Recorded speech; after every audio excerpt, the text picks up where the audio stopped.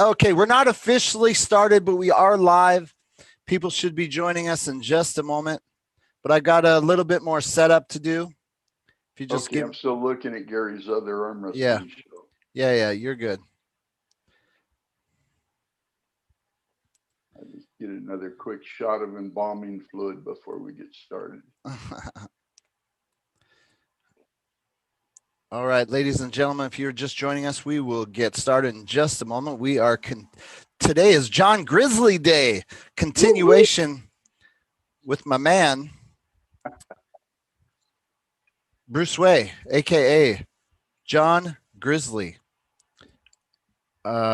Just getting some links out there. If you give us just 1 second.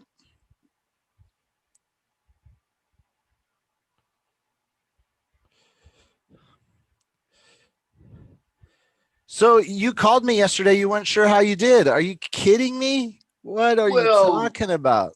Yeah, it's that what do you call it? Artist anxiety.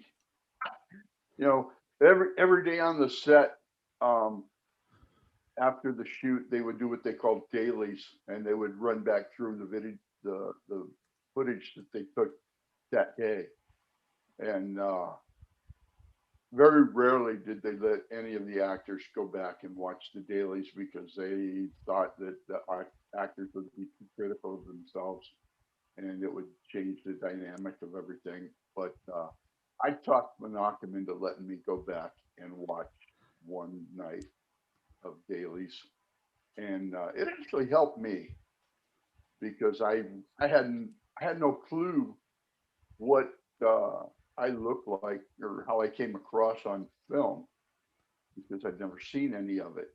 And so I had nothing to go by, nothing to judge myself with, which is, I guess, kind of what they were trying to avoid is, the actors judging themselves. But it actually helped me see what I was putting out there. And quite frankly, I was pretty pleased with what I saw. So I didn't change anything. Yeah.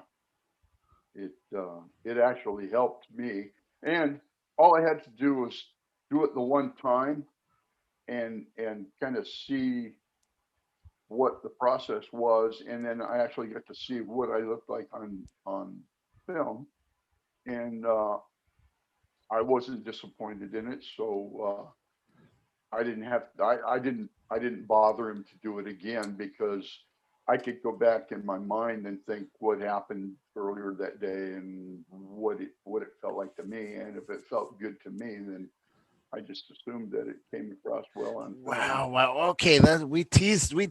Ladies and gentlemen, welcome to GOAS, Gary's Other Arm Wrestling Show, chapter 9, brought to you by NatFit. Brought to you by NatFit, Jamie Sheldon, Bruce Way. Gary, how are you, buddy? We're back. We're back for another show. This is awesome. Okay, if you listen, here's the deal. Today we're getting into what I was thinking yesterday, exactly where I wanted to get into.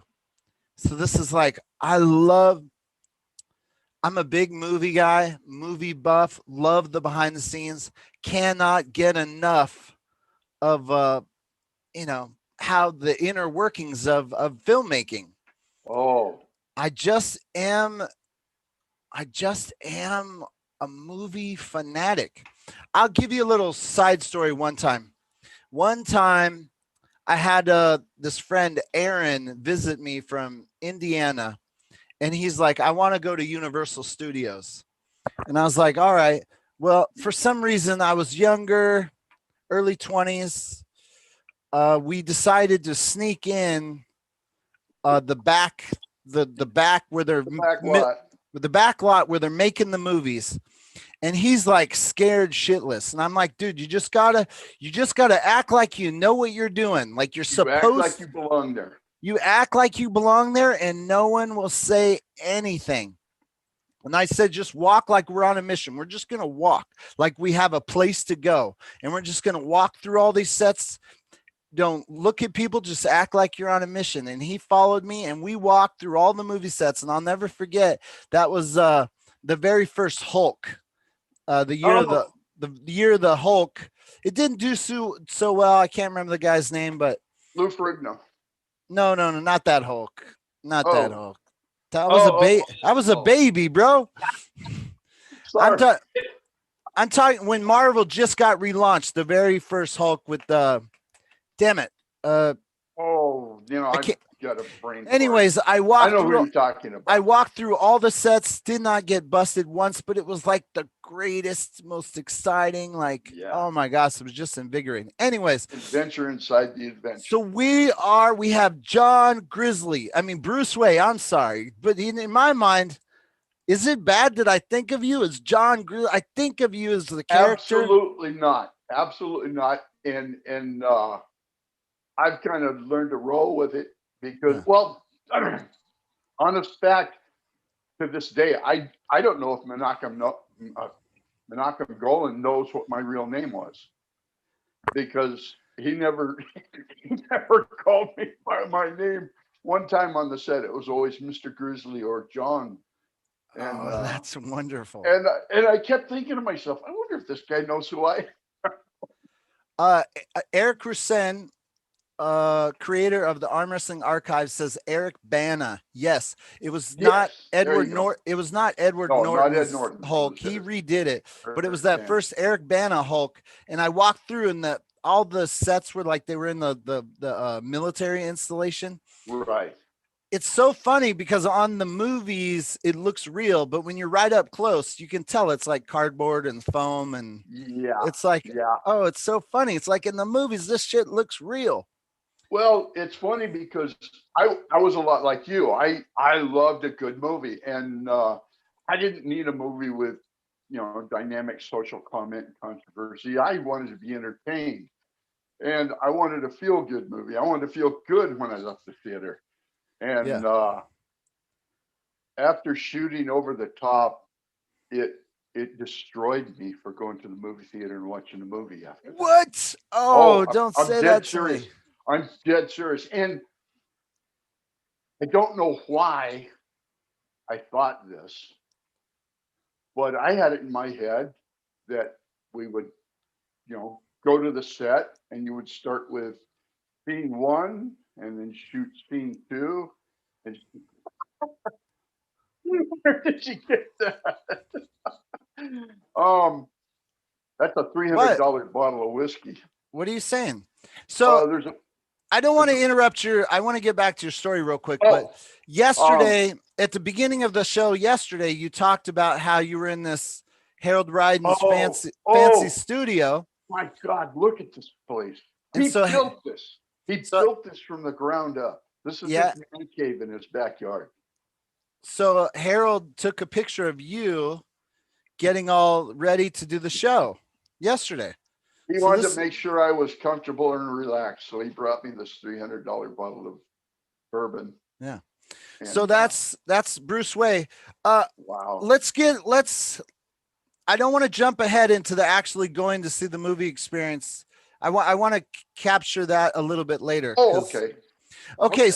So again, if you're just joining us, this is the second day we have with Bruce. I didn't realize we filmed for 2.5 hours yesterday. I was, man, I warned you before we started this, that once you got me talking about this, you were going to be hard pressed to shut me up. So guys, you're welcome to continue on with this live aspect, but I would recommend, I guess you could watch this first, then go back. You absolutely have to watch yesterday's show with Bruce to get the whole context of the behind the scenes. My man, Jamie Sheldon, NatFit in the house. Booyah. Yeah. NatFit. I love this lens because it makes the product look all like sexy. Oh, so I recommend going back to check that out. Okay, Bruce, last we left off, I think we missed a few things. When they gave you the script, like, did they say you have to sign an NDA? You can't share this with anybody? Like No, top secret? no, I didn't have to. I didn't have to sign anything. They asked me to keep it to myself, and I said, "Yeah, no problem. I don't have a problem with that." Which, I mean, let's face it. I had a script book this thick. I had one line. I had one line. Who am I going to tell? What am I going to tell? Wait. Oh, yeah. That's right. That's Yeah. right. That's the beauty of your story is they Oh yeah. actually fell in love with your character and amplified the script for your role. Yeah, we never really got to that. No, that's not yet. That's not yet. That's on down the road. Yeah. So when you first get the script, you only have one line? Yeah. Yeah. I had no idea. I had no idea what my part involved until I got that script book. They mailed it to me. And of course, I opened the thing up and I kind of leafed through it looking for me, and I and so I thought to myself, well, I want to know what the story is. So I opened it up like a book, and I started at the front and I just read it all the way through. And way back towards the back, all of a sudden, there I am. There I am. I got one line. What was it? It was the stupidest line I've ever heard in my life. I'll do it for you right now, and you'll understand what I was talking about. I stood in front of the mirror for hours trying to make this sound right, and I couldn't do it. It wasn't something. It wasn't something that naturally flowed from my mouth. In fact, the whole time the phrase was popular, I never used it once because I thought it was just stupid. But the line was, "This is going to hurt, turkey." I never called anybody a turkey one time in my life. I just thought it was ridiculous. And now here it is in front of me. The only line I have in the stupid movie, and it's the dumbest thing I've ever heard. But I thought, I got to do this. I have to do this. This is what they want from me. I have to do this. And my wife would say, she would walk past the bathroom and just go, "Would you stop that?" Because I'd be standing there for 10, 20 minutes at a time going, "This is going to hurt, turkey." No. And then Hey, I would just, Bruce, yeah, Bruce. knock me down off the ledge. Ladies and gentlemen, we got to milk this moment. I need you to get closer to the camera where your face is kind of, pretend like the camera is the mirror. The audience is the mirror, and you're at home, you're practicing it. Give me a couple of those practices of that line. I need to nurture this moment here. Yeah, I'm trying to get the right facial expression to make the line believable, and it almost worked right up until the point where I had to say turkey. Turkey. This is gonna hurt, turkey.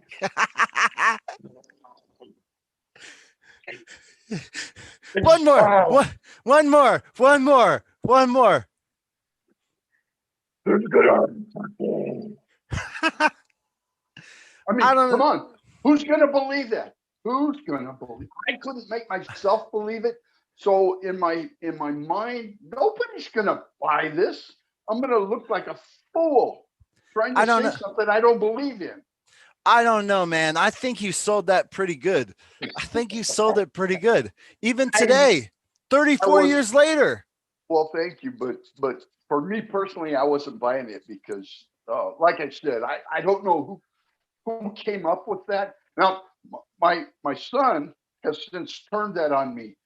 And anytime he does something and he gives me the high five, as I'm coming up to give him the high five, he'll come up with the other hand at the last minute. He'll go, turkey. Oh my God. That was I kind of walk away from that going, I wish I'd never done that. I don't know, man. I thought you were really good at that. Yeah, well, thank you, but it didn't set right with me, and I thought, if I'm going to do something that hundreds of thousands of people are going to see, I don't want to come off looking like a schmuck. It's got to be, I have to buy into it before I can sell it. And I just couldn't, couldn't sell myself on it. Okay, And so when you got the script and you realized I only got one line, did your excitement level come down a little bit? oh, big time, big time. When I realized they're going to fly me all the way over to Las Vegas and put me up in a hotel and pay all my expenses for me to say this, holy cow, they got more money than they got brains. And but I thought, you know what, it's going to be historical. The movie itself is the thing. And like I told Marvin in the very beginning, whatever I can do to help promote this movie that's going to help promote our sport, I'm in. I'm in. Whatever you need from me, I'm in. So that was kind of my motivation from that. So, Stay Green Pony Boy, listen, man, if you're just joining us and you're talking about the oil, you got to go back and watch yesterday's. You got to watch yesterday's, man. Oh, oh, We, there's more with the oil. yeah, we didn't talk all night long, Stay Green. We paused for station identification and get some bedtime. So from the time you get the script, a couple months goes by. I imagine with you only have one line that you weren't too stressed about what you needed to do. Oh no, So I stressed. you did? Oh yeah. In fact, um, John John Woolsey and I probably drove him crazy with the thing because John has always been somebody that I can talk to about anything, and he's always been level headed about things, and he thinks things through. That's why we work so well together because I'm a bull in a china shop, and John's very esoteric. He stops and he has to think things through before he acts on them.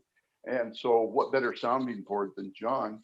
And and even John, when I would try and say the line, John would laugh, and Yeah. because he'd never heard me say anything like that Yeah. before, and it wasn't me. But he told me, he said, look, it's a business, it's a job. This is your job. You've got to figure out a way to do it. And so I diligently dug in and I did the best I could with it, but it was a nightmare for me. So when you there was no social media back then, no Facebook, No, no. no. I mean the way to connect with people, the 3 months or the 2 to 3 months building up to the filming. What are there events you're going to? Are you Oh yeah, training? yeah. Well, anybody that knows anything about it knows that Canon Films put on a string of events, the over the top arm wrestling series. And there were several tournaments within the United States, but then they sent a bunch of us all over the world. And we would go to different countries for their big championships. The winners of the weight classes got flown to Las Vegas to be in the movie, which is where we got all the contestants for that gigantic tournament in Las Vegas that you saw in the movie. So how So back yeah, there then? was. How did they tell? How did you tell people about these events back then? Uh, well, we still had our regular arm wrestling events, and when you would get to those events, the news was out. The movie was coming, so it wasn't a secret. And we just talked about stuff amongst ourselves. And then, of course, once characters got set, once it was found out that Rick Dumont was going to be Bull Hurley and I was going to be John Grizzly, and we would go to these regular events, and of course everybody wanted to know, and we shared what information we had, and then of course Marvin was real big on promoting the thing, so he got stuff out in the media, and then through personal appearance things. So when I was in arm wrestling 2003 to 2013, and you know how many events, Oh yeah. like I could go to 40 events a year if I wanted to. In the 80s, could I have gone to 40 events, 100 events, or was it only 20 events? Was it like, Oh no. Well, for me, just in the Southern California area, um, I could go to a tournament every other weekend, there was that and much going sometimes, on? oh yeah, and Not sometimes if there was a 2 month stretch that I can remember that I was at an arm wrestling tournament somewhere every other weekend, and some of them were back to back. And I was young and bulletproof then, and yeah, I could do this. But after 2 months of that, oh man, my arm felt like it was going to fall off, and I had to take 2 or 3 months off. But when yeah, there was. when you said you first got started, you talked about it being single elimination. In the 80s was okay. So if you go to an average tournament today, you have, let's say, I'll pick a Leonard Denise tournament because I filmed more Leonard Denise tournaments than any other events. They had uh open, amateurs, novice, uh Beginners. pro, masters, and they had the weight classes went like 154, 176, 198, 220, 242, and heavies. There was that many options for Right for and 10 left-handed. right and left-handed for like 10 years. That was like, and let's say the average pro class was 350 for first, 200 and 150, something like that. What was like a tournament format average during that time period, mid 80s? Um, well, it was pretty much what you described.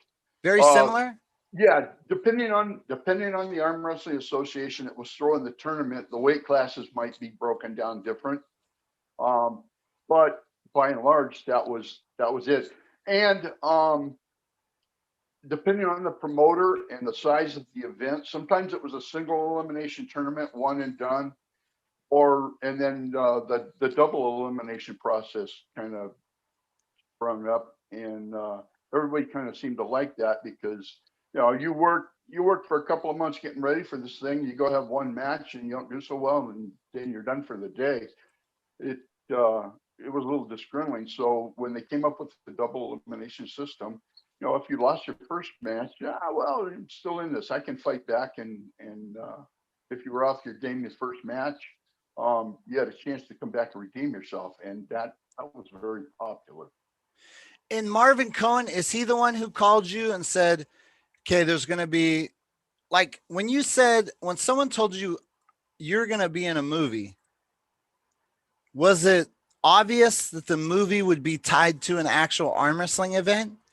Was that like a known quantity, like immediately? Yeah, well, yeah, they told me right from the beginning because I was curious. Why the hell did you call me for a movie with Sylvester Stallone? But then they explained, it's a story of a truck driver that's trying to regain his son's love through arm wrestling. And of course, I heard arm wrestling, ding, got my attention. So yeah, I So mean, I, they, I was pretty much aware that the movie had to do with arm wrestling no, because no, I know, no, no, no, no, no, oh, no, oh, sir. I'm not just talking about arm wrestling. I'm talking about arm wrestling tied to an actual real event. Like okay. Oh like no, no. not staged. Like if I tell you we're going to make a movie about arm wrestling and it has Sylvester Stallone, I envision that it might be entirely 100%. Okay, I see where you're coming from. No, in the beginning, I just assumed they were going to make something up. I had no idea they were going to film an actual tournament and use that as part of the movie. I didn't find that out until later. Well, once they announced that they were going to have the over-the-top arm wrestling series of tournaments across the country, well, and the winners were going to be invited to Las Vegas to be part of the movie. That's kind of when it sunk in that wow, they're going to film an actual tournament and use it in the movie. I mean, I've watched a lot of movies I might have watched the top 100,000, the top 1,000 movies of all time. I've probably seen 98% of them. The idea of hosting a real competition in real life, tying it to a movie, I feel like it's a very unique Oh, thing. absolutely. And it was risky. They really didn't know what was going to happen when they decided to do this. They took a big chance because, like I said, from the very beginning, they really didn't know what an arm wrestling tournament was supposed to look like. So when they decided to do this, and I think Marvin had a lot to do with this, he convinced them that the best way to get the best results would be just to throw an actual tournament. I And mean, if you compare, I don't want to I don't know if you know much about Wall, but the WAL, sure, they had paid crowd fillers, actors come in and fill the crowd out. I And did it's not know like, that. so to help make the crowd seem thick and authentic, they would fill it with people paying $20 an hour or whatever. I don't know what it is. Yeah, for Over an the extra. top, you actually just invited all the arm wrestlers to a real competition, and you didn't have to have a fake audience. It was real. No, we had 2,500 extras in there a day to fill the stands. Now So you some did of have extras. oh yeah, some of those extras were families of the arm wrestlers, but for the most part, um, they were hired. They were hired in. Well, Uh, that's a horror story in itself. okay, wait, don't get to that part yet. So when I watch footage of like the panning the crowd of the over the top crowd, some of those are extras. All of those were extras. Well, I would say 99% of those were extras. Oh, so Now, Neil where Pick. Hold on, oh audience. Neil Pickup is right. He told me everyone does it. Everyone fills the yeah, crowd. Okay. So well, I've never seen it done at an arm wrestling tournament. I mean, outside of being a movie type yeah, well situation. he told me television production does it a lot. Wow, that makes Yeah. sense. Okay, so when you find out that they're going to host a series of over the top series and it's going to have a final, had you already signed a contract and had the script? Well, yeah, I was in them. I could have avoided all of those tournaments, and I was still going to be there. But Right, I but mean, come on, I'm an arm were you wrestler. If you're you going to throw an already event, I'm going to be there. right? But you were already in the system, Yes, locked and loaded, and then you find out. Rick and I both were. Okay, so do they tell you what did they tell? How did they describe the series? What was the goals? We're going to have a series of events to build some hype. Right. No, well, and that's exactly what it was. It was pre-advertising for the movie, but they threw a series of tournaments in different locations around the United States, and the I think it was the first and second place people in the winners in the tournament. Um, they were invited to Las Vegas to be part of the movie.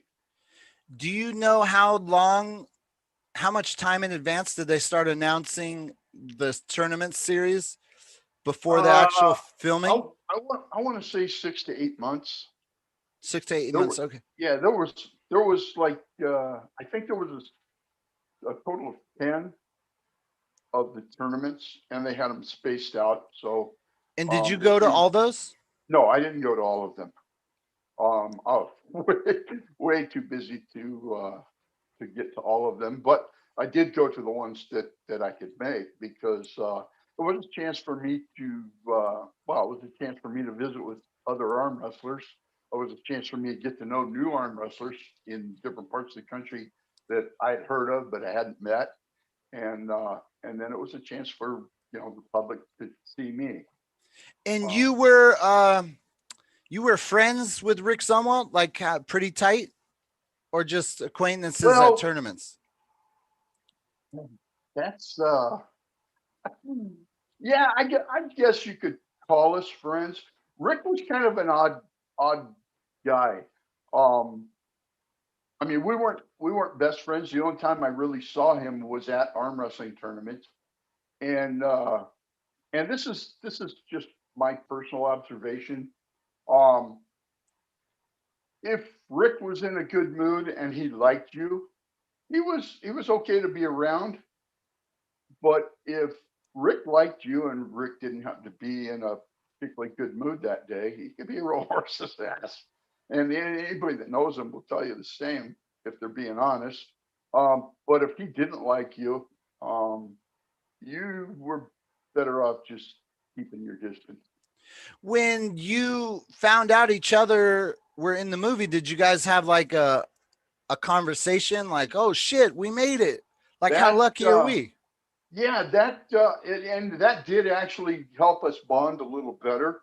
I mean, we saw each other as competitors uh, before the movie, and then when we found out that we were in this thing together, it kind of brought us a little closer because we're going to be working together to produce a product that we could be proud of, and that both of us wanted the same thing. So even though our characters conflicted in the movie, and if you watch the movie, you wouldn't really see a friendship between the two of us in the movie.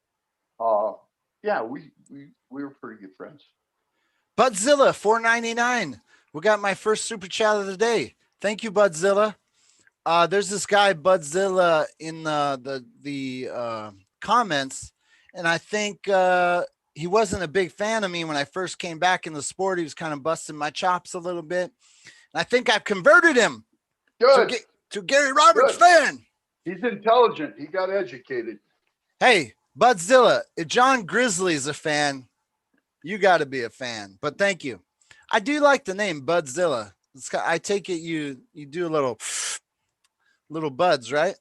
Okay. Oh man, I thought it was like Bud Light. I didn't even go there. Okay, so they had announced a series of events 6 to 8 months out from the filming. And did they give you any instructions of what you needed to do to be ready or to look like or to prepare for Oh my God. before filming began? Yeah. Yeah.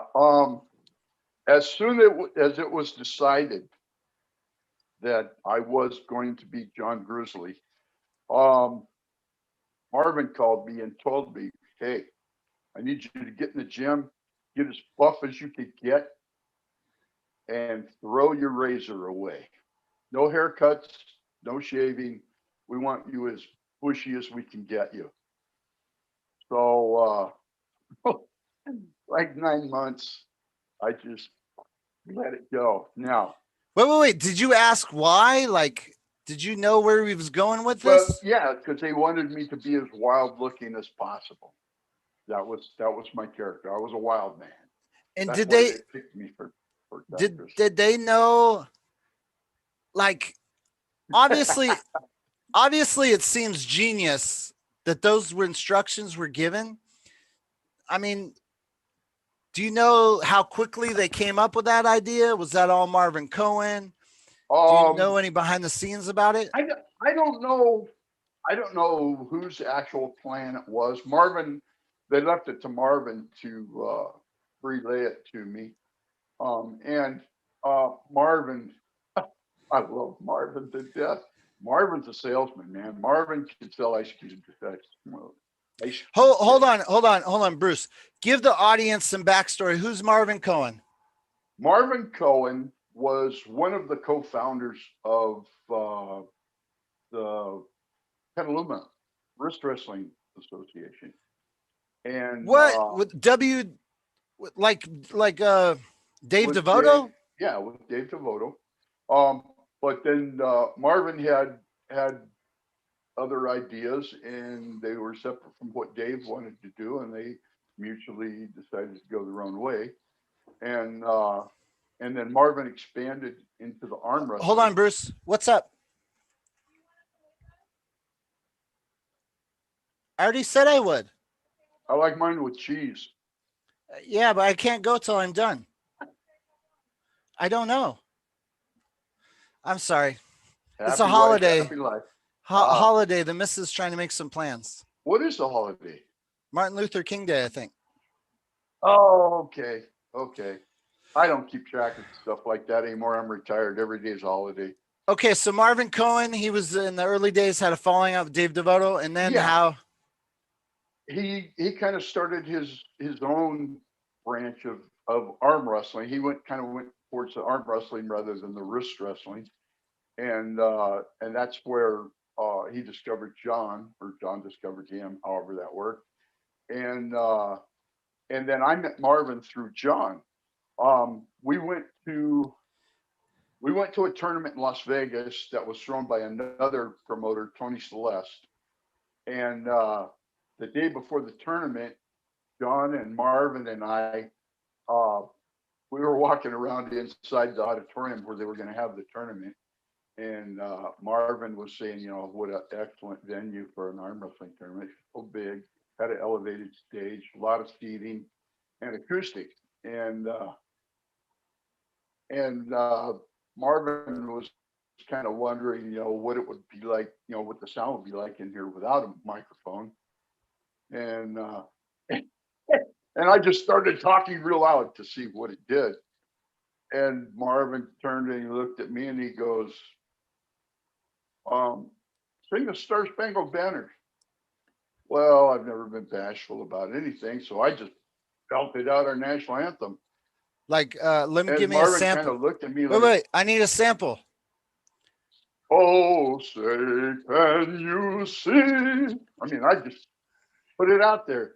And then Marvin kind of looked at me like, wow, I don't know another arm wrestler that I could tell, hey, sing this song. And he just blurted it out without any hesitation. So I think he was enamored with that. So, and John and I were real tight. So anytime John was around, I was pretty much around. And But okay, let's get to, was he like a movie producer? Was he in the business? Marvin is very unique. He made his first $1 million before he was 21 years old in the stock market. Marvin is smart. Marvin is very smart. And he wherever he saw an opportunity to make a dollar, he capitalized on it, which pretty incredible. And he saw potential in arm wrestling, and he spent a lot of money promoting it. And I mean, I've heard this. No Marvin Cohen, no Over the Top. That's pretty much true?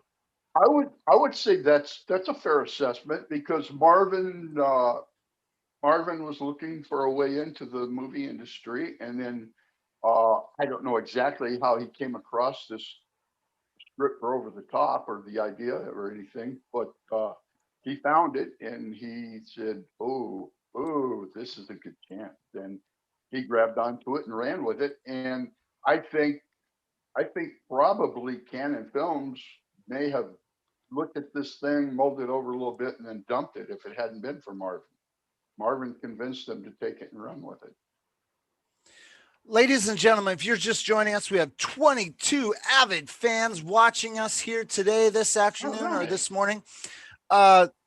This is the second part. We've been hanging out. We're probably into 3 hours now with Mr. Bruce Way, finding out every little detail I can about his movie-going, over-the-top filming experience.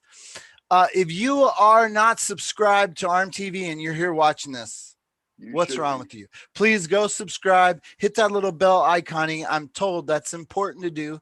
So please do that. Brought to you by NatFit, amazing products, Jamie Sheldon.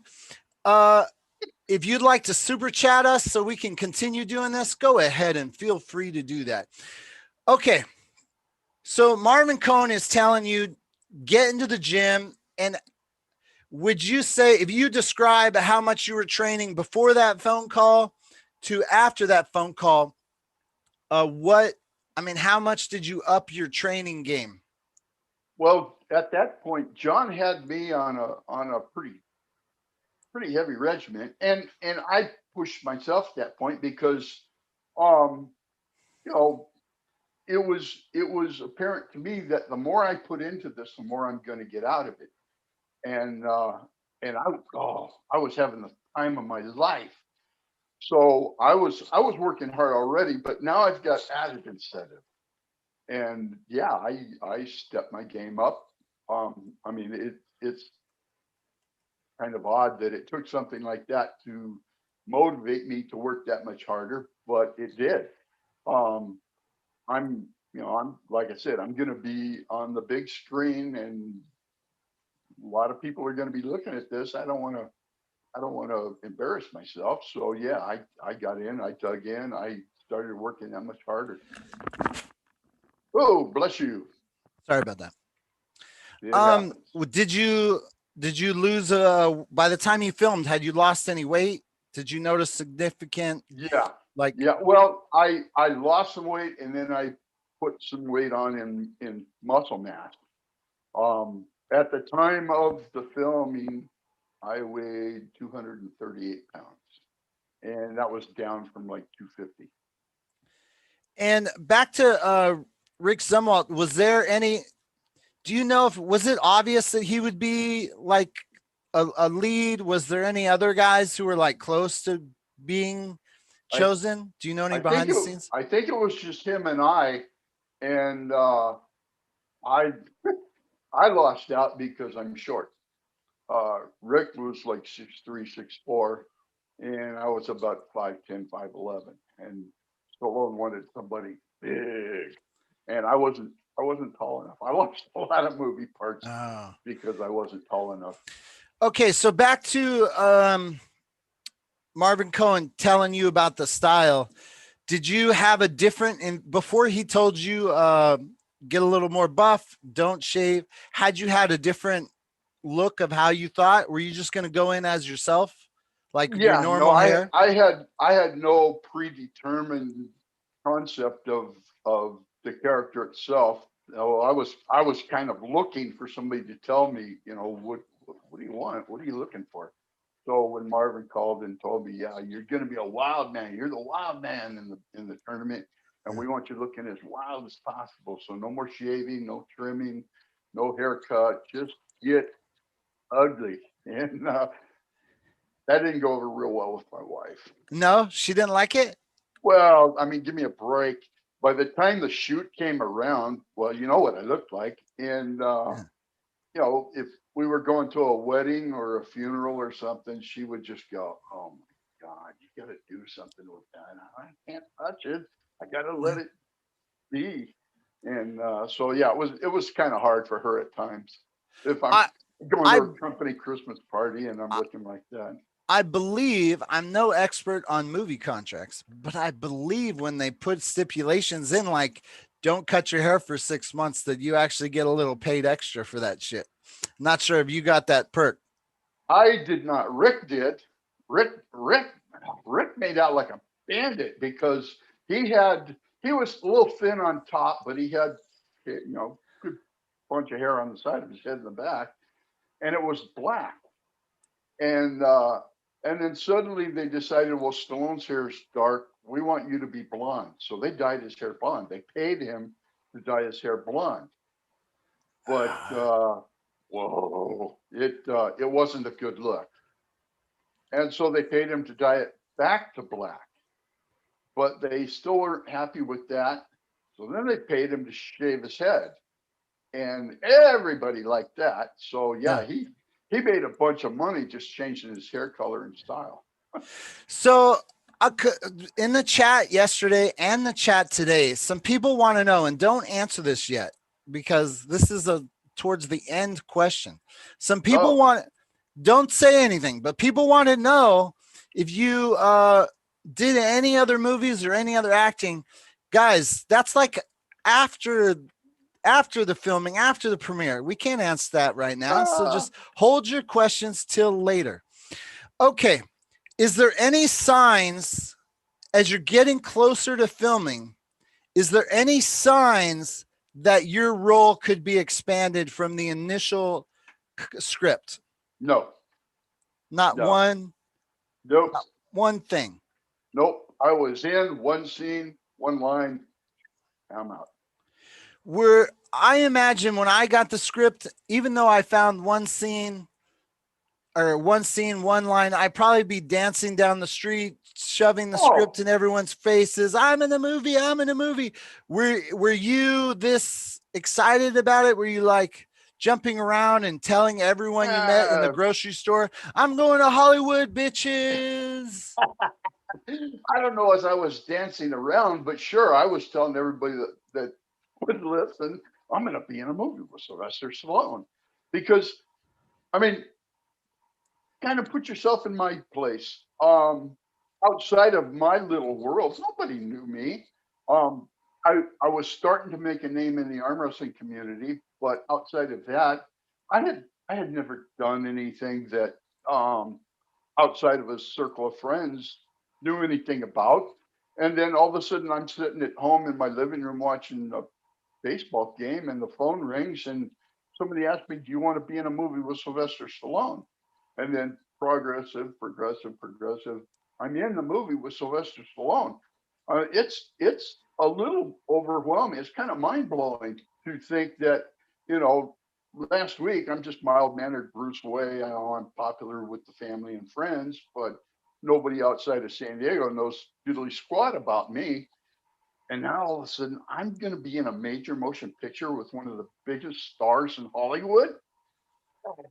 I mean, yeah, it's a little overwhelming, and yeah, I probably took advantage of that in the beginning a little bit. When you're going to these arm wrestling events, is it, can you feel the excitement in the air? Like this is going to Oh, change everything.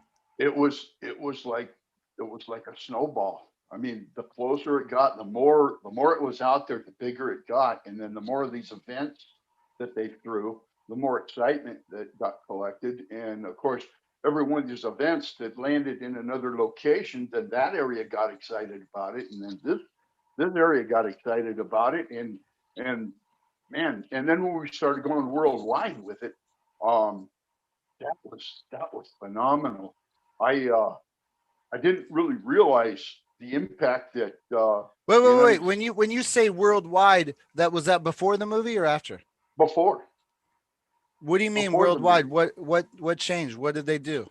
Well, just like they were promoting the movie within the United States, they promoted it worldwide.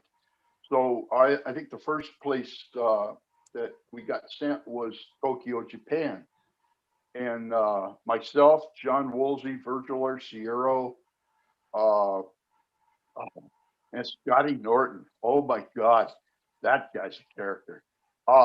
We all flew over together, and then Lori Cole and Bob Ezor and John Brezink met us over there, and we we attended the Japanese national arm wrestling championships, and we kind of commentated and helped referee it, and then the winner of that tournament got flown to Las Vegas to be in the movie when we shot the movie, and then they kind of broke us up in groups and sent us different places, and so we got to travel around the world promoting arm wrestling, which was very exciting. So, I can you give me some behind the scenes on like there's a Johnny Walker action figure, a Cleve Dean action figure, right? Yeah, Like were they gonna try to get cameos in the movie too? Or did they just make random see, stars as I action don't, I figures? don't, I don't know who was in charge of actually picking who got action figures made of them and who didn't. Um, Cleve and Johnny obviously were at the over the top tournament, but they earned their way in. They won their respective tournaments to win their way into it, but they weren't actually cast in the movie. Oh, so do you? But they made the action figures before the events, Yeah. the So build I up. I believe, and I don't know this for fact. This is just my belief.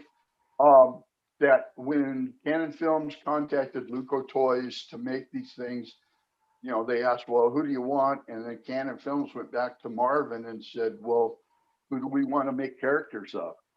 And which kind of leads me to believe that I had already been predetermined to be in the thing. That's right. There was a fraction that Johnny Walker was in it, or Cleve. Yeah, Well, yeah, Cleve was in it. Yeah, Like just a flash. You see them in it, but it was just as part of the tournament. Yeah, yeah, yeah, yeah. They were never called out by their name. They were just there because they won their particular over the top qualifier. So when you were going to these tournaments, was there like everyone was like planning road trips? We'll see you in Vegas. We're going to Vegas. Everyone's going to Vegas. Obviously, that was the ultimate goal, was to make it to Vegas. But right, but not even just competing, but just to go as a spectator. Like, I have to witness this. Oh yeah. The day of the tournament. See, a lot of the arm wrestling sequences that were shot a week before the tournament started. All the major characters, all of our scenes were pretty much shot before the tournament started. But what? All of the yeah, and this kind of goes back to what I was telling you before about how this ruined me for watching movies. Oh yeah, there's the collection. Let's see, they get it. Yeah, I got everybody. So just real quick, Eric Rusen, Arm Wrestling Archives, the Arm Wrestling Archives. He said a full collection in the box would probably go for about $3,000. Wow. And the most rare item, if you look on the back of the action figures, there's a little cable, a little workout set, little dumbbells and that is like the most rare item. And that I've never come across those. I have the table. Yeah. That's not as rare as the little workout set that goes for about $1,000 if you could find it. I never even saw one of those. Okay, so you're getting ahead because I didn't know this. You guys pre-filmed stuff before the actual event? Oh yeah. Oh, I did not know that. Yeah. Okay. So okay, wait. So when you're going to events, you're hearing we're either trying to go to Vegas or we're going to drive to Vegas. We want to be there to witness this with you. Like, this is an epic event. It's going to change arm wrestling forever. Well, it'd be like Woodstock. If you couldn't be one of the performers up on stage, you'd want to be in the audience to experience it. Yeah. Yeah, for sure. Was there any jealousy or pushback? Did you witness, like yesterday, you went in, you told us that some people didn't accept you at the tournament because you were a little too crazy for them or hadn't earned your spot. Was there anyone who gave you like, hey man, why you, not me sort of vibe? Well, none of it was direct. There was a lot of whispering, a lot of gossip. I heard things, and I was a little offended by it because the people that were offended, they really didn't understand the dynamic of it. But I understood them being disgruntled because at the time there were a lot of guys out there that were better arm wrestlers than I was. And they kind of felt like, well, I'm a better arm wrestler than him. Why didn't I get a chance? But that wasn't the thing. They weren't looking for arm wrestling champions. They were looking for somebody that could do what they needed to do and come across on camera. And that happened. I'm not 100% aware of how good Rick Zumwalt was. Like, was he one of the best heavyweights in the world or the country? Like, could he, if Travis Bagent and him met up today, or Devin Larratt and Rick, would Rick just get waxed, or would Rick be competitive? No, Rick would get whacked. Rick was good for the time, but the sport has developed over the last couple of decades, and the guys that are out there competing now, I get that. I get that. A lot more serious than we did back then. We thought we were taking it serious. but we didn't put in the effort that the guys today are doing it. And Okay, yet then let me rephrase my question. If he went to a pro tournament, was he winning all the heavyweights classes, or was he back coming in? then, Yeah. no, Would he place no. top three? It would depend on the tournament and depend on who showed up. So he was not a top tier arm wrestler, but maybe second or third, B or C level. Yeah, I would call him a B level. Okay. Okay. So let's get to, you're preparing to go to the shoot to Vegas. What are the instructions? What do they tell you? What do they tell you you need? Nothing, nothing. They had everything there. They told me just pack a bag and show up, And and everything I needed was going to be provided on the set. and did they put you up in a nice hotel, or was it like one of the beaters? See, and this is where I think some of some of the disgruntled came. And I honest to God can't tell you why because I didn't request it. Um, some of the guys were like 4 to a room, and I had a 2-bedroom suite all to myself. What hotel? Las Vegas Hilton. So they put four guys. What, those four guys? What was their roles in the movie? Just just bit parts. They weren't main name characters, but they had essential roles in the movie. Huh. Uh, okay. So your first day of filming, what? Break it down for me. What is? Did they film? Uh, Well, the first day was mostly orientation because I mean they were aware that they had a lot of people on this set that weren't actors. I wasn't an actor. Rick wasn't an actor. Rick was a major character in the movie. He wasn't an actor. He was an arm wrestler and a teamster. Um, that we and we got thrust into this. So the first day there was kind of an orientation thing, which you're gonna have to give me a little leeway here because I want to give a quick shout out to the guy that I credit most for me surviving this movie, and that's another arm wrestler named Ed Levitt. If it hadn't been for Ed, I would not have survived this movie because I walked into this absolutely clueless. Ed was an arm wrestler, but he was also an actor, and he lived in the Hollywood area, and he was quite familiar with the way things worked.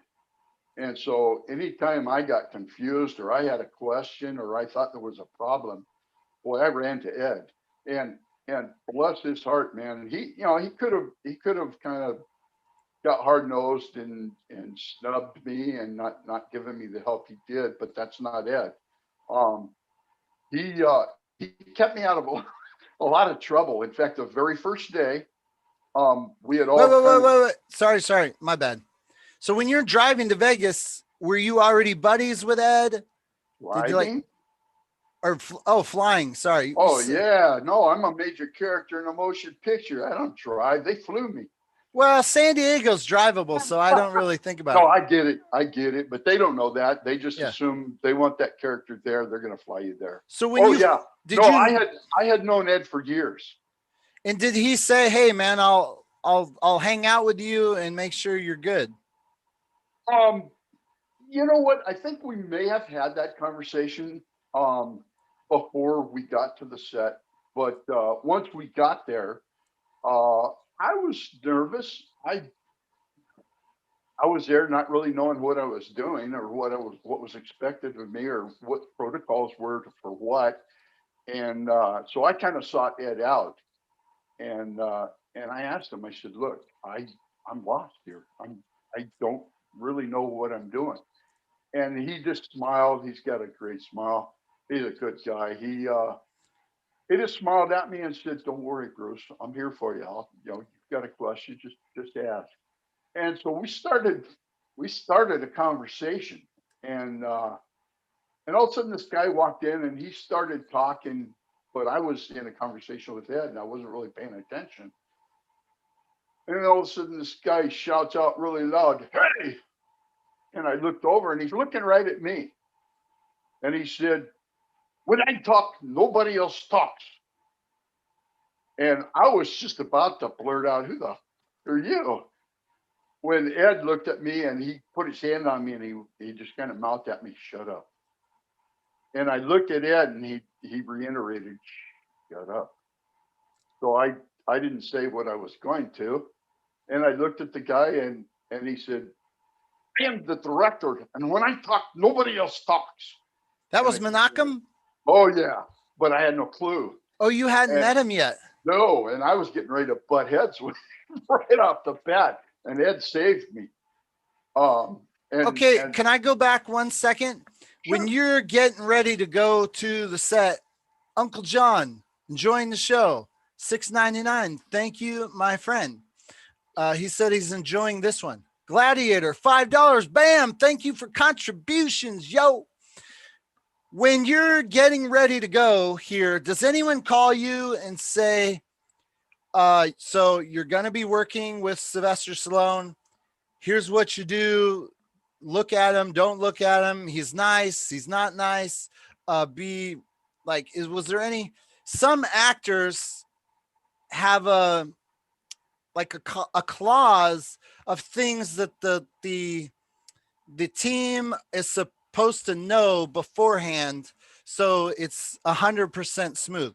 Is Stallone like that, where he like gave you guys basically orders, or No, kind of no. like how to act around In him? fact, nobody contacted me with any protocols of any type for anything.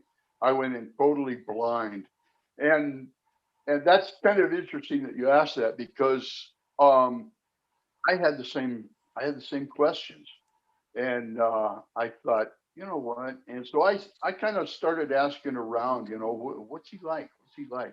Anybody that I thought I could talk to that had any contact with him, and it was sad because it was kind of 50-50. Half of the people loved him, and half the people thought he was a horse's ass.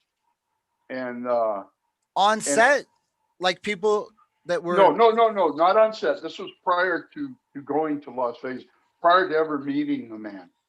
And so people you were talking to, some people liked him, some people didn't like him. yeah, and it got so convoluted that I thought, you know what? I'm not doing this anymore. I'm just going to go. I'm going to meet the man. I'm going to decide for myself.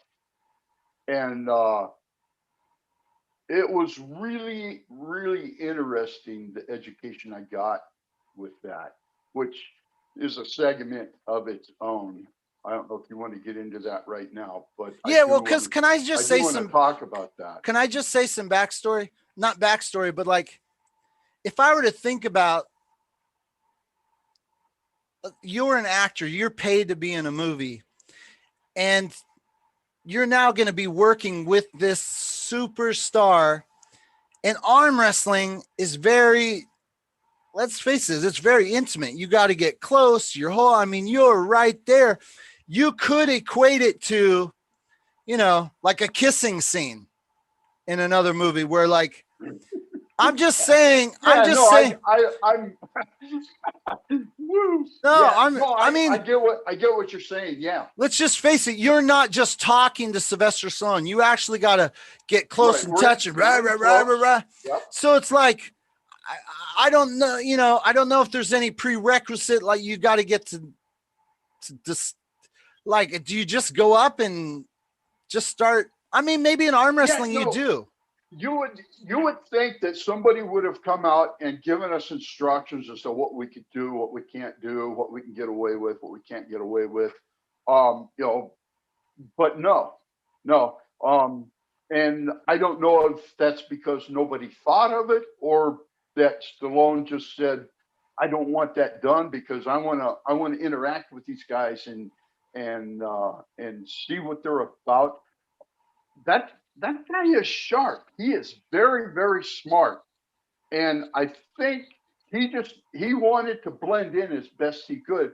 because he's a perfectionist. He everything he does, there's reason behind it, and I think he thought that if he put up all these walls and defenses, that we might get stiff and cardboard, and it wouldn't come off looking natural. So he just kind of blended in with us, like he was one of the guys, and that's kind of how we accepted him. Before I interrupted you, you were about to say something. I don't want to lose your train of thought. You said, I do want to talk about this issue. What were you going to talk about? Well, after being around him as long as I was, um, I got a better understanding of how I got the 50-50 stories. Half of them loved him, half of them liked him or hated him. Um, because of who he is, he kind of has to live in a bubble. He, I mean, he can't jump in the car and run down to 7-Eleven. He can't just pick up the family and go to Disneyland, uh, because of who he is. There's a lot of fruitcakes out there. Um, there were, while we were on the set, people who wanted to hurt him for no good reason. They'd never Okay, done okay, anything okay, to him. okay, okay. Bruce, Yeah. this is really good. We're gonna tease that. We're gonna tease that part.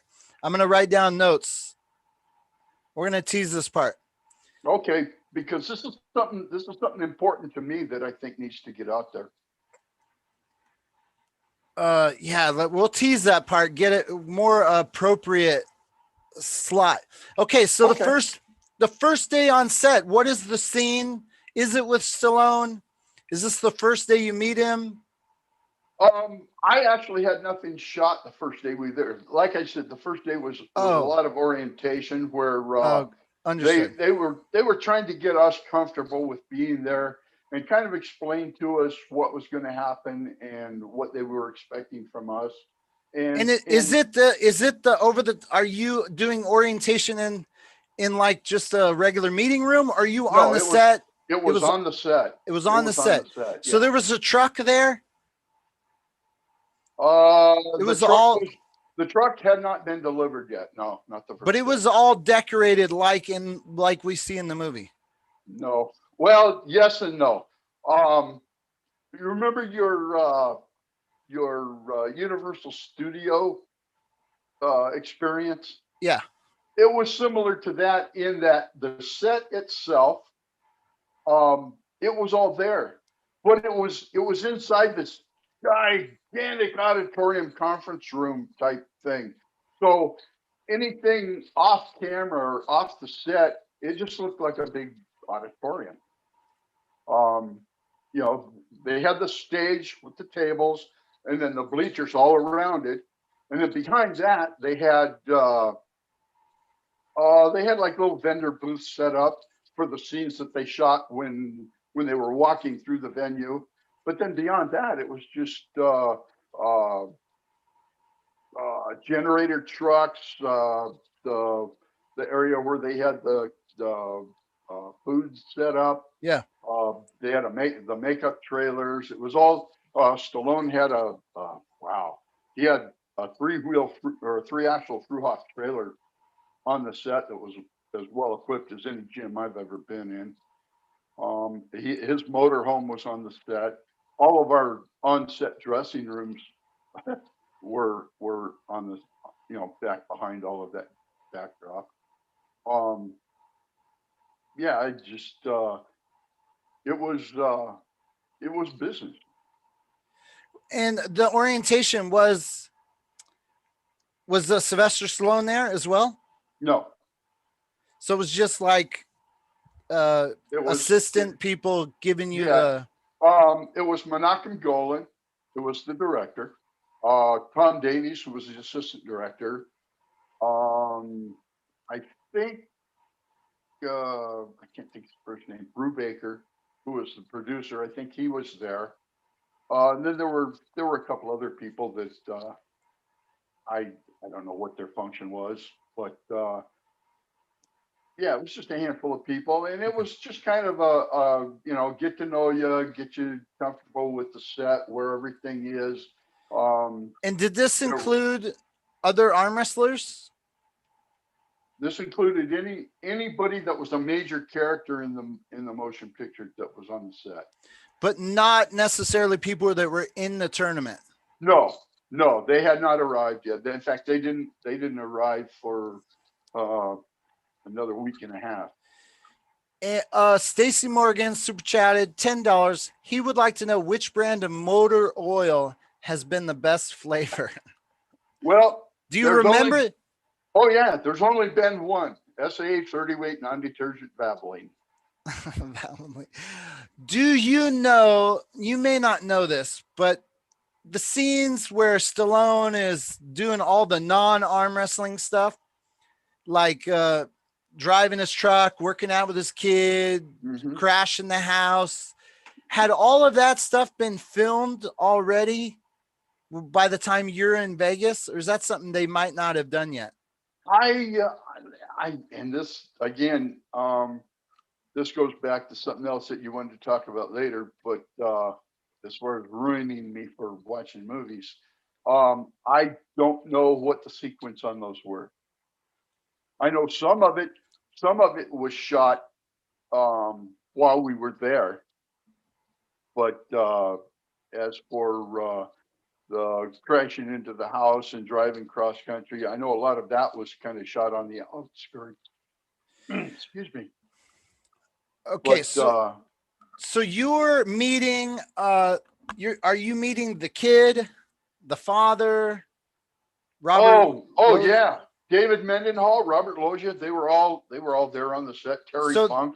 So that first day you're meeting those guys. Yes, kind of getting to know the other. And was that cool? Were they nice? That was awesome. David Mendenhall, he got a bad rap for that movie because everybody I talked to was like, "Oh my God, that whiny little kid." And I would think to myself, you know what? The kid just, he's got picked up from an academy by a dad he's never known. His mother just died. His grandfather's pulling him every way from Sunday. What 10-year-old kid wouldn't cry? You know, it was part of the movie. And David himself, oh, what a pleasure to work with. That kid, of course, he grew up in the industry. He was an actor since he was just a little kid. In fact, he has he had Emmys and Golden Globe Awards for his child acting experiences on I think it was General Hospital. He was a daytime soap opera kid, and very good at his craft. And just a lot of fun to be around. In fact, he, as big a kid as I am and was, he even brought the little kid out in me even more. We got in trouble. Yeah, scared the hell out of Menachem. Yeah, but yeah, David and I hung out a lot. I really enjoyed being around the kid. Terry Funk and Alan Gaff, two of the biggest practical jokers you ever want to run across. And as far as that goes, so was Stallone. This is one of the things I really loved about him. He, like I said, he's extremely intelligent, and he doesn't just wing a practical joke. He analyzes it, he dissects it, and very few of them blow up in his face. But the thing that I really liked about Stallone was he could take as well as he could give, and and I got to give it to him. What? Oh yeah. Oh, I got him. You're teasing. Good. Don't tell me yet. Don't tell me yet. Okay. Writing down my practical joke, getting Stallone. Okay, so this first day, are you you hadn't had to do hair and makeup yet or all that? No, that nightmare came later. Did you know about first day? First day was pretty boring. Yeah, so just no cameras, just no cameras, no acting, no nothing. We were just kind of getting to feel out the area and get to know each other.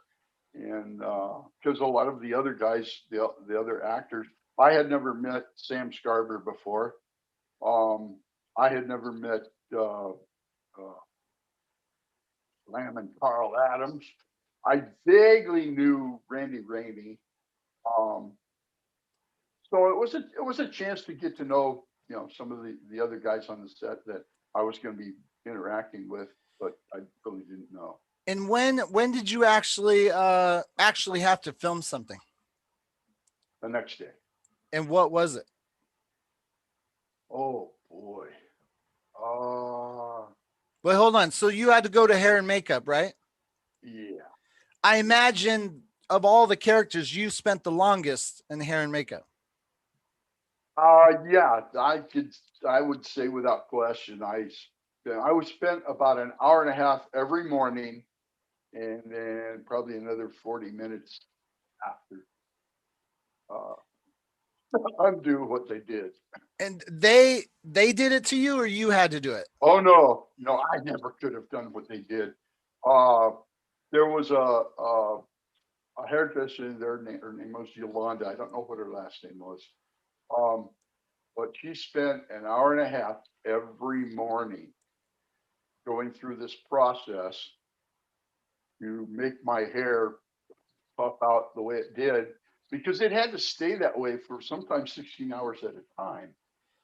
And did And did who told her what they wanted the hair to look like, or did you tell her? oh no, it wasn't up to me. As near as I can tell, I think Tom Davies was the assistant director, Mm. was the one that went in and told her what he wanted, which was what Monachie told him he wanted. Uh, So so yeah, it was when somebody you else. woke up, because you hadn't cut your hair for months, when you just woke up out of bed, you didn't look like that naturally, that crazy wild. Yeah, yeah, to an extent I did, but after a couple hours, whatever was messed up finally, because my hair was so long, it just laid down, Mm. and they wanted it to stand up. And did had they given you the FUBAR shirt yet? Yeah, yeah, in fact, I got all of that. Um, they showed me to my dressing room, which again, uh, I was, I was excited about. I had an on the set dressing room. They brought in these trailers that had, these different rooms in them. And again, there were some of the guys that, they got like four guys shoved into this little cubicle, and I had one all to myself where I could go in and lay So down. you had your own little trailer. Well, it was connected. It was connected, but I personally got the same space that these four guys were shoved into. And Um, at so day 1 and 2, do you have any idea that the script is going to change yet? no, no, Still no. um, no, no, and to back up a little bit, once they showed me, my dressing room, it had my name on it and everything. Man, it was awesome. Uh, the second day when we started shooting, I didn't have something right away. And I was just standing around and standing around, standing around. And I thought, you know what? I'm just going to go back to my trailer and lay down.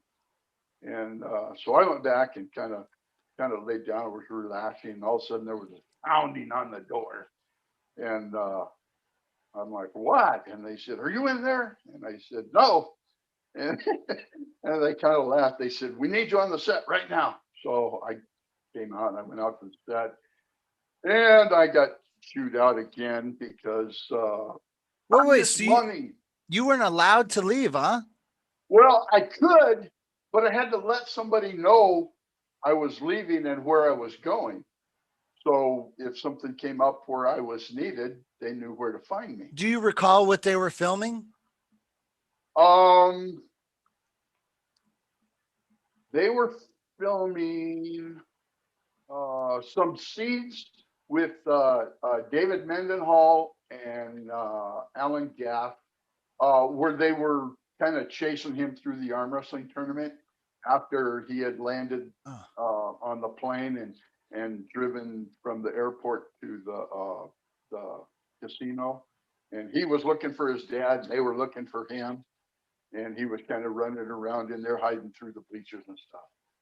They were shooting that portion of it in the morning, and it had nothing to do with me. So I just kind of wandered off to relax until they needed me. But I didn't tell anybody where I was going. And then all So, of a sudden, so by they so by that first day of filming, they had all the extras in there, and it looked packed and all rambunctious, like there was a no, real event going on. no, not the set, not the first day of shooting, because what they were doing was all close-ups, and they Uh, didn't need the background. oh, Eric Rusen, again from the Arm Wrestling Archives. Guys, if you're out there watching this or you're watching this in the future, Eric, he is the creator of the Arm Wrestling Archives. I was telling Bruce last night on the phone what I did with arm wrestling videos. Eric has done with arm wrestling results and history, and more like, uh, you know, actually written articles. He's really archived, like, you know, the details of arm wrestling historically. It's awesome. I've used it recently when I'm trying to find, like, right now, I'm doing the Mike Gould Classic 2006 open, and I needed to know who exactly was in the event. And I went to the Arm Wrestling Archives and I got the results so I could use the names in the description. Eric is awesome. Go to his website, thearmwrestlingarchives.com. Find him on Facebook as well. Anyways, he's a big fan of the details of stuff like this, and he gave us $20.99. Thanks for doing this interview. Mr. Bruce Way, Eric, guys like him, they love these details, and they're really thankful that you are sharing them with us today. So again, we thank you for coming on the show and giving us an Well, an guys like inside. me are grateful for guys like him. You guys, it's you guys that are going to keep this thing alive. Yeah, it's, you know, where would I be if I couldn't look up results or details? And it's Well, like, and that's another point that I try and get across to the younger arm wrestlers. If you really want to understand this sport, you have to go back and learn the history. yeah, Learn the names of the arm wrestlers that came before you and what they did to promote the sport and build it into what it is today. yeah. Hashtag know your history. Yeah. Anyways, Eric, we thank you very much for the contribution. I was telling Eric last night, because I actually called him and was talking to him about this. The long form podcasts, really, for a guy like me, it opens the door for what I can do, because I don't have to go back and chop this up. This is just an historical document, you know, trying to pick your brain for all the details Hey, that you Gary, can remember of this experience. Gary, I hate to interrupt. Can you kind of Bill for a second? My daughter just called me. I need to return this call. Yeah, go ahead. Okay. Hey guys, there's a chance. Um, so I don't know how long this is going to go. I told my wife we have to go to um, go visit some friends. So I don't think I'm going to be able to wrap up this whole interview. There's just too much to freaking know. Like, I want to know everything. Like, I'm going to get into when he meets, like, I want to know the very first time he's, like, let's say, gripping up with Stallone. I want to know everything about that moment. Like, what was it like? Um, you know, these kind of details, you know, we won't live forever. And it will be really cool to have it like locked in secure, because, you know, it's like, is over, like I've seen in the comments over the top too, like it would be cool to have a modern over the top remake. Um, but you know, I just try to think of today, who's the superstar? Who's the action superstar hero? Is it The Rock? The Rock is the man right now. if The Rock was like showed up in an arm wrestling tournament and he's like, I want to do a big blockbuster arm wrestling movie, I would really encourage him not to be like, I don't know. Some people don't like chasing the kid around and stuff, but I would like, can you imagine if The Rock showed up today and was like, hey, I want to do an arm wrestling movie with you guys? We would lose our minds. So I just, and there's no internet back then, no Facebook. Oh my God. Hey, Harold Ryden, we need you back. Yeah, I'm back. Is everything okay? Oh yeah, everything's fine. Okay. Lost my train of thought. Oh, okay. So when did you have to film like something arm wrestling related where you're actually gonna like meet Sylvester Stallone? I want to say probably day 3. And did they say, okay, today's the day you're meeting Stallone? Like, oh no, you never got a heads up until right before you were going to do something. So describe the meeting of Stallone. Do you talk to him right away? Well, I actually met him or was introduced to him the second day, but I didn't shoot anything with him. He just kind of came in to the set and they introduced him like he needs an introduction. But then we each got an opportunity to, go up and shake hands and introduce ourselves and converse with him a little bit. And it was pretty much a meet and greet time. It lasted about an hour and a half. So did you actually get a one-on-one handshake, or was more like?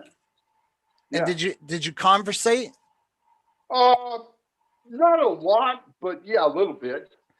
He had questions for us, and and we answered the questions, and it was, like I said, it was just kind of a feeling out thing to for us to kind of be around. I think it was more to shake off the shock and awe because they didn't want us getting ready to shoot something and we're still starry-eyed. Wow, this is Sylvester Stallone.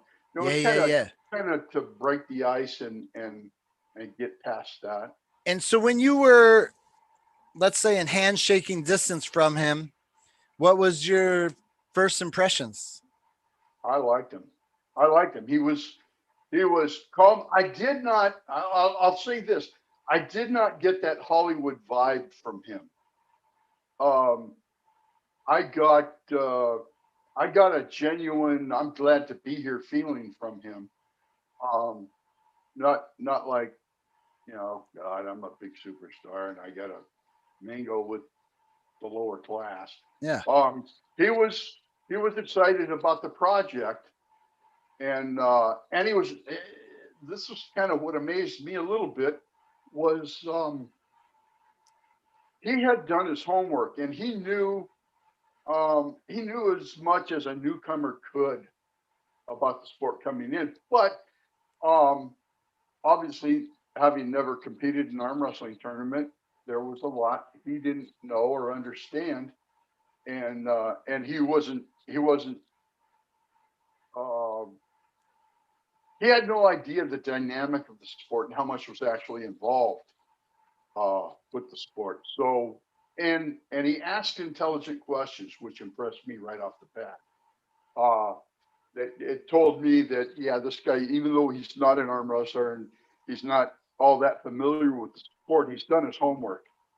He asked, like I said, he asked intelligent questions, and he looked you in the eye when you answered him, and made you feel like, he was really interested, which I think he was, because like I said before, he's kind of a perfectionist and he wants to know everything there is to know about what it is he's doing.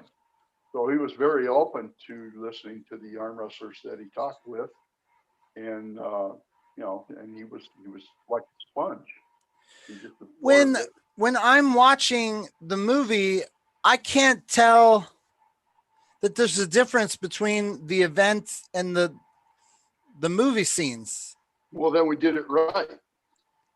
So you're saying like You're every not time, supposed to. so you're saying every time you arm wrestle Sylvester Stallone, that is a completely different day than the actual over the top event. Yeah, sometimes. What do you mean Yeah. sometimes? Again, you told me not to get into this, but this is kind of what. Oh, thank you. This is kind of what ruined me for going and watching movies after this. Was nothing is shot in sequence. They jump all over the place. And there's no real rhyme, at least for me, there was no real rhyme, no reason to it. Um, it kind of broke my brain because I had it set in my head. Well, we'll just open this thing up and go from scene 1 to scene 2, scene 3, scene 4, scene. No, we'll shoot scene 2, scene 7, jump back to 3, go over here to 8. They were all over the place. Yeah. I'm not sure. I understand why in the name of efficiency they do it. Like in television, if you have, let's say, a bar scene and you have a bar scene in the beginning of the movie and the end of the movie, it makes sense to just shoot the bar scenes. Sure. Because you're not going to go back to the bar. So I understand that sort of thing. Okay. So what I was wondering is when the over the top event is actually occurring, and it was like, you know, I've talked to John Brzezinski, John Woolsey, and they talk about how it was like a 24-hour thing. It was all night. Oh my God. Did they pause? Marathon. Did they pause that to like film movie scenes? No. So no, that the event. What they did, because obviously they wanted the main characters of the movie interacting with the tournament, so they had roving camera crews that kind of roamed around the thing that were taking pictures of everything, and then when because myself, Rick Zumwalt, I think Rick and I were the only two that were actually entered in the event. But like Sam Scarver and Randy Rainey and the others, they were kind of scattered throughout it. And whenever there was an opportunity, an open table, they would put, you know, 2 of the actors on the table and you know, and shoot a match with them.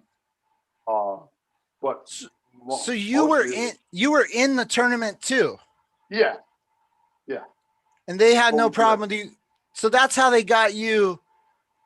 Were you in the tournament? Were you in the tournament because you wanted to arm wrestle? Or you were in the tournament because they needed footage of you arm wrestling other people? Well, I was in the tournament because I thought I wanted to be in the tournament. And as it turned out, after working for a week and a half on anywhere from 10 to 16-hour days,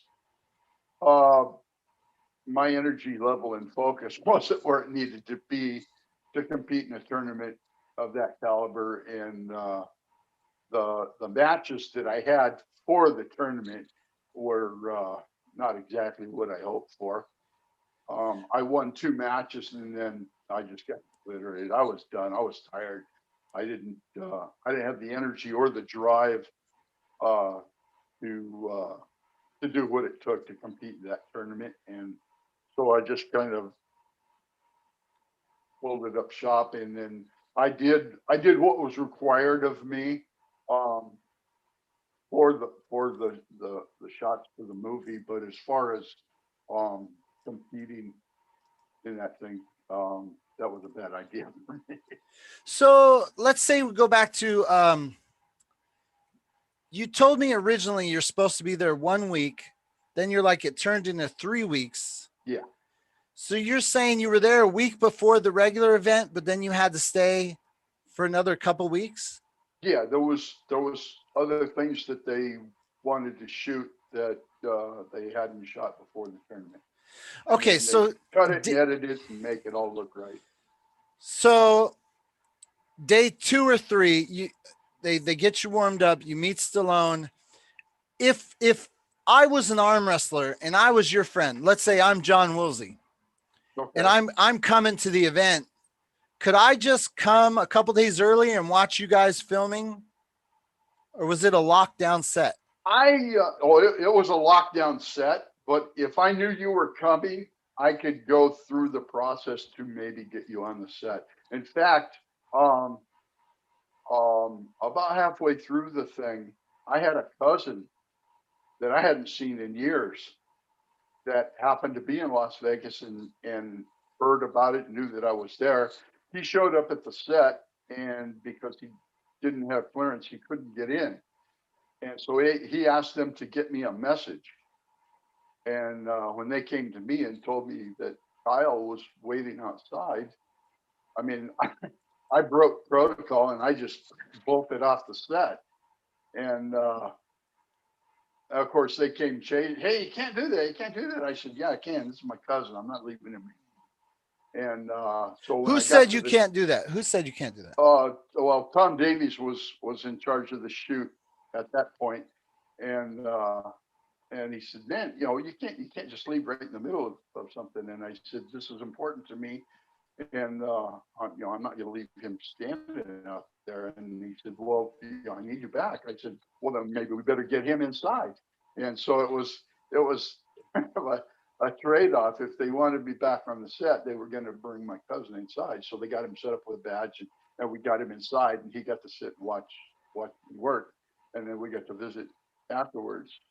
So yeah, but for the most part, if you didn't have a picture badge, you weren't getting through the front door, which amazingly enough included Stallone, because he came down from his room in the hotel one morning and had left his picture badge in his room, and the knucklehead guards at the door would not let him in because he didn't have his picture badge. What? Oh my Yeah, God. yeah. So, so you're I saying, happened to show up right there when it happened, and he was good natured about it. He didn't really understand it because I mean, come on, really? I'm Stallone. This is my movie. You're not going to let me in. But those guys had their job to do, and their job was nobody came through the door without a picture badge, and he didn't have his, and they weren't going to let him in. And they got it all straight. They sent somebody back up to his room to get his badge and back down, and it all worked out. But I thought, how ironic, because I kind of stepped up and told the security guard, "Hey, look, I'll vouch for him." oh my And God. he kind of got a chuckle. And well, the guard didn't. He was. And are you when you're saying that joke? Is your hair all done up and you're in the FUBAR Oh no, shirt? no. I had just got up about 40 minutes prior to that, and I was still had sleep in my eyes and was headed down and headed for the drudgery of the hour and a half torture and makeup. So this was kind of something that added levity to the morning and lighten the mood a little bit. And I can't let stuff like that go. I should have just stayed out of it, but I just kind of stepped up and told the guy, "Hey, Yeah. I have a picture badge. I'll vouch for him." That is funny. Stallone Uh, kind of looked at me and laughed. so from you mentioned Ed Levin. When the first day you showed up, you're like a deer in headlights, a little bit, just Yeah, so like overwhelmed. By yeah. day three, are you more comfortable? Like, okay, I'm a movie star. I I was Stallone is I my homie.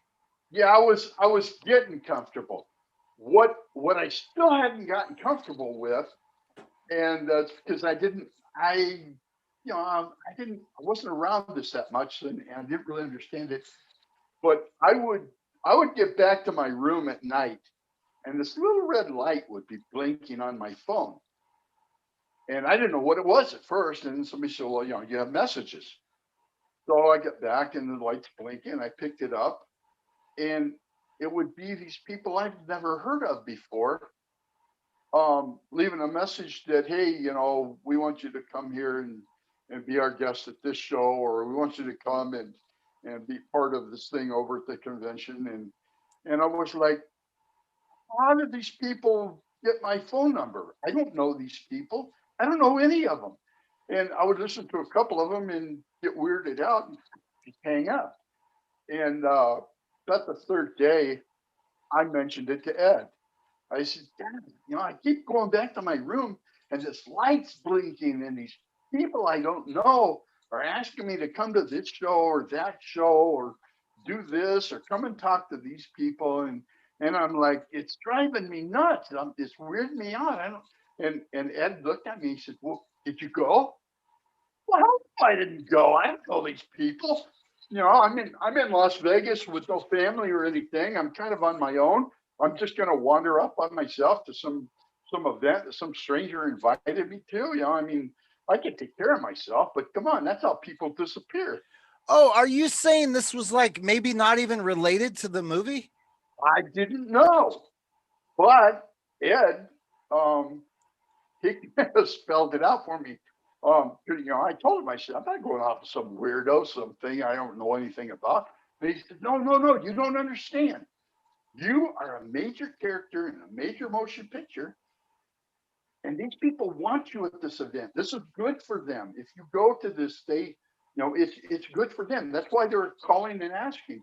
And apparently, somebody with Canon Films put my name on the list, so these people would know, how to get a hold of me. But nobody said anything to me about it. And Ed told me, he said, "Oh no," he said, "you don't have to go to all of them, but if there's something that strikes your interest, then yeah, I would encourage you to go." And he told me, if you need to, call me and I'll go with you. And so I thought, well, okay, I guess it's part of the game I don't know about. But Ed obviously did. Well, that night I got back to my room and the lights blinking again, and I started getting anxious. And I thought, well, okay, I'm going to go see what it is. And I picked the phone up and I pushed the button. And the first message on there, I don't remember the person's name, but they were representing Rodney Dangerfield and wanted to know if I would come and be at his show. Oh, what? Rodney Dangerfield? Rodney. I love Well, Rodney. yeah, I don't care if I get kidnapped or not. I'm going. Yeah. And I went, and it was amazing. Did you get to meet him?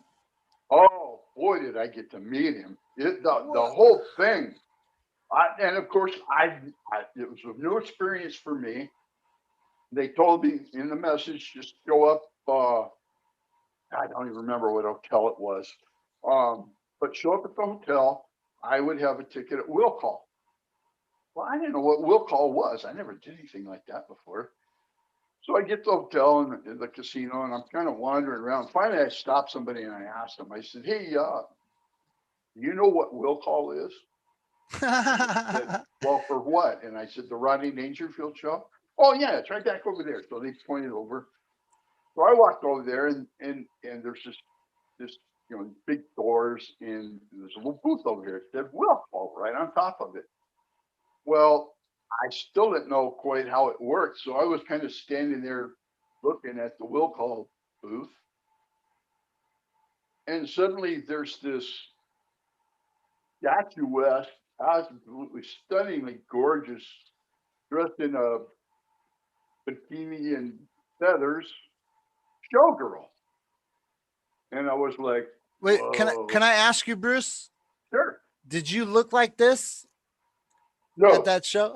no, I had already been back to makeup, and they dressed me down. I had the hair length and everything, but it wasn't all hooked out like that.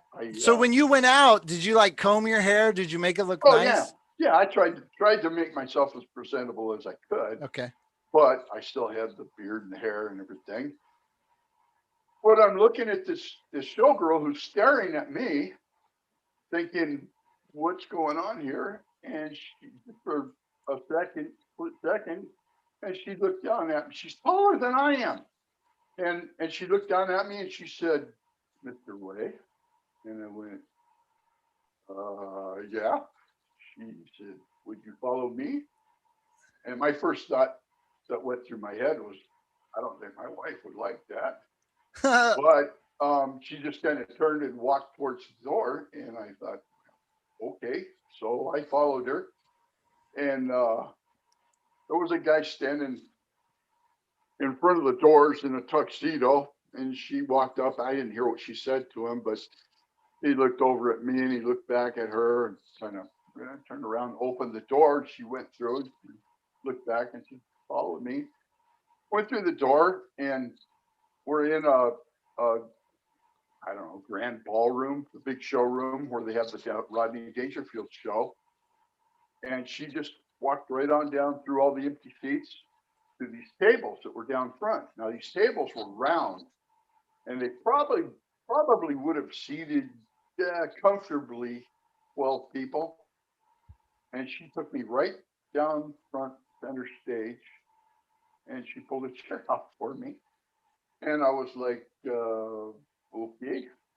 And I sat down, and she said, "Can I get you anything?" And I said, "Excuse me?" She said, "Would you like a drink, something to eat?" And I said, "Well, yeah, I have a Tangerine tonic." And she turned around and walked off. And a few minutes later, there was a little waiter guy that showed up with a Tangerine tonic. And a couple of minutes after that, there was another waiter that showed up with this huge platter full of finger foods and put it on the table. And I was like, well, I don't know. And he put some plates and forks and napkins and stuff. And I thought, I don't know whether I should get into that or not. So I just sat there, and I'm in this big room all by myself, wondering what the hell's going on. And a little while later, there was a waiter that came back and asked if I needed my drink refreshed. And I said, can you explain this? I didn't order this. And he said, "Oh, that's yours. That's compliments of the house." I said, "Then I can eat some of it, huh?"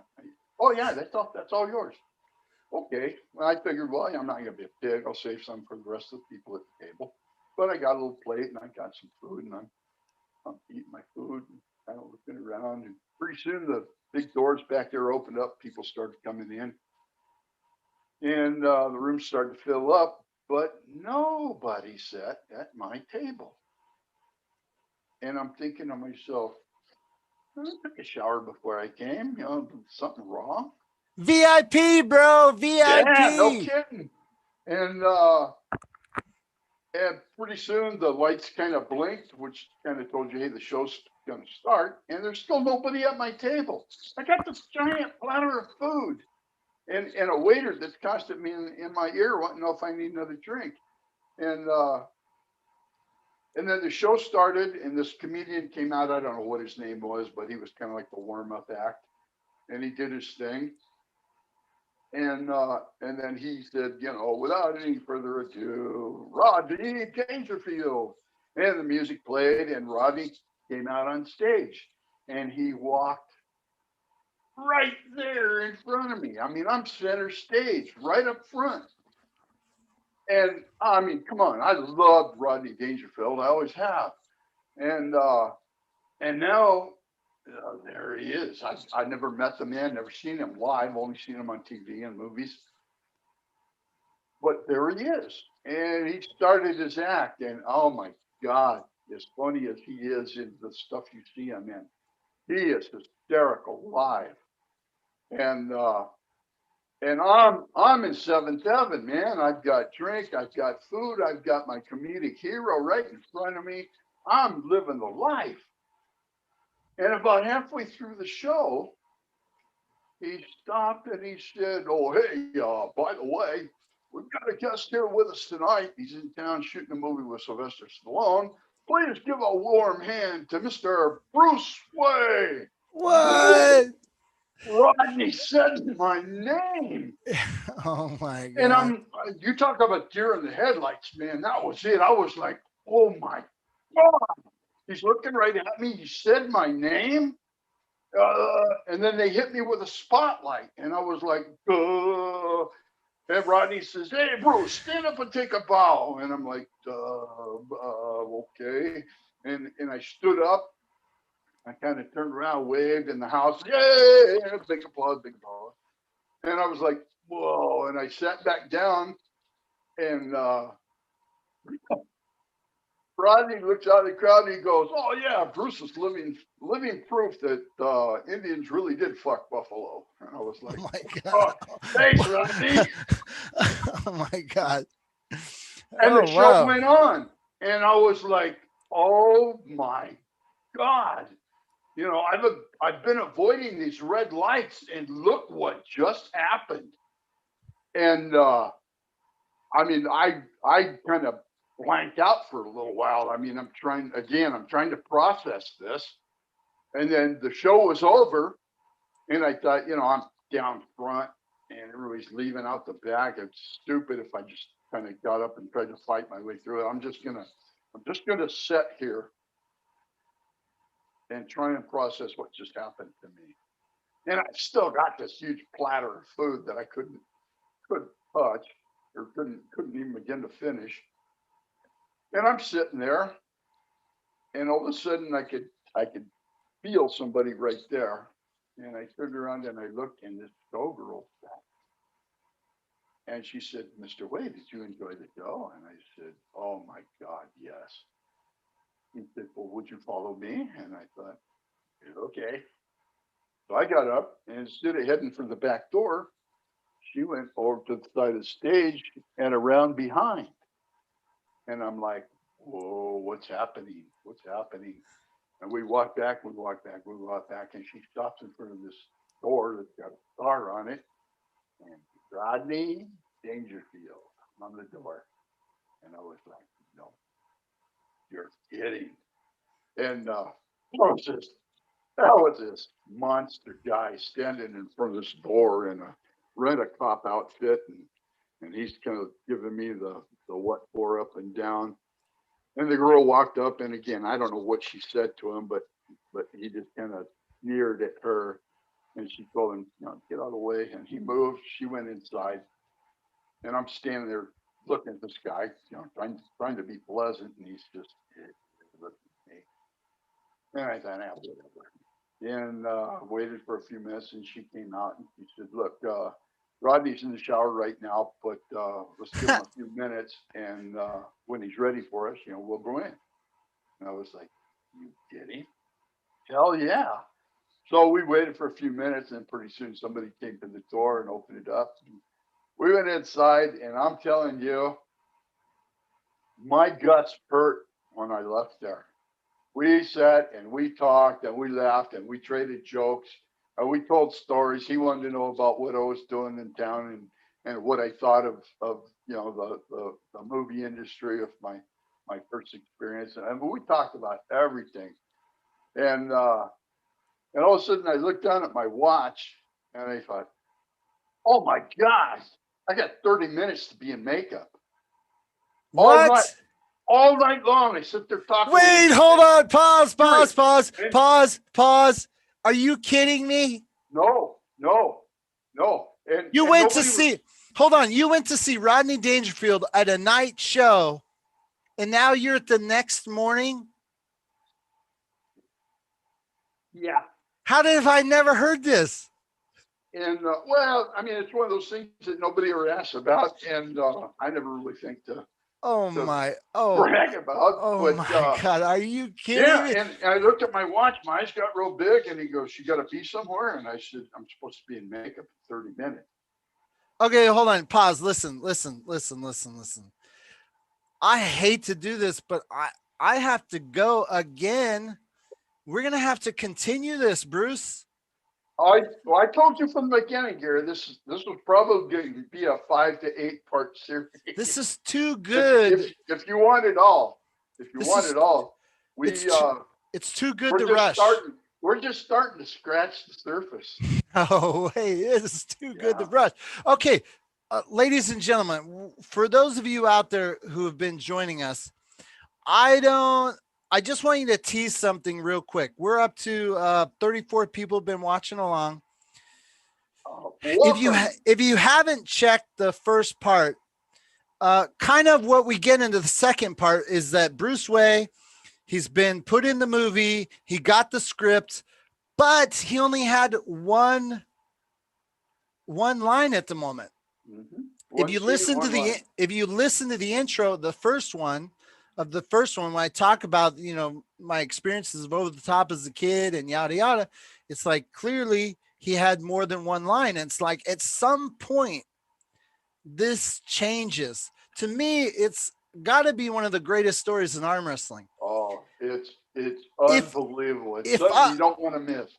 I think, I mean, I'm not, this isn't hyperbole here, but there's gotta be, I know John Brzenk, he has his roles, the GOAT in arm wrestling. He probably has amazing stories throughout his life of all the different experiences of arm wrestling. But in terms of this story and your experience, there can't be anyone else in the arm wrestling world, on the world right now, that has this experience that you've had, because unfortunately, Yeah, I don't think so. Rick Think so. Zumwalt, sadly, we lost him. Yeah. There's no one else in the world who could tell this story. Obviously, Rick has his own stories, but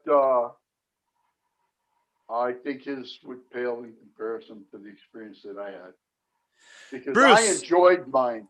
He embellished and kind of overdid his at times.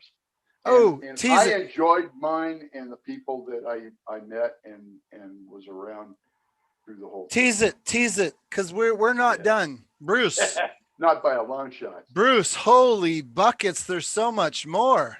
Well, I'll tell you what, we were probably, and this has been suggested, but I have no idea how to go about it. Somebody told me, you need to put this into a book. And well, I thought that'd be really cool. I don't know how to do it. Bruce. Yeah. And I would rather give you my story. Bruce, this is amazing. This is amazing. I've seen in the comments, I'll give you a little parting story. I've been daydreaming about, and the one thing that's messing this up is I have a 10-month-old baby. But congratulations. Thank you very much. I've been daydreaming about packing my bag and going to Hollywood, finding out what neighborhood Stallone lives in, and taking my little camper seat, So I don't know if you know, but I just went live 24 hours on New Year's Eve. I was live on the internet for 24 hours.